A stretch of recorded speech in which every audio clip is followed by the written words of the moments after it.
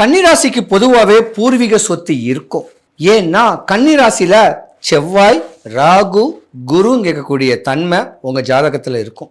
இந்த குருவுடைய திசை நடக்கும் போதுதான் உங்களுக்கு பூர்வீக சொத்து, முன்னோருடைய அனுகிரகமோ, யாரோ எவரோ உங்களுக்கு உதவி ஒத்தாசை பண்ணி உங்களை தெளிவாக கொண்டு வருவாங்க கன்னிராசிக்கார உள்ள ஆண்களுக்கு.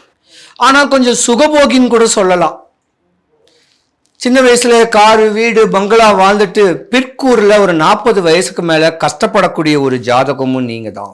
ஆனா கன்னிராசியில உள்ள பெண்கள் தான் கொஞ்சம் பாவம். படிச்ச பண்புள்ள அற்புதமான ராசிக்காரங்க கன்னிராசிக்கார பெண்கள்.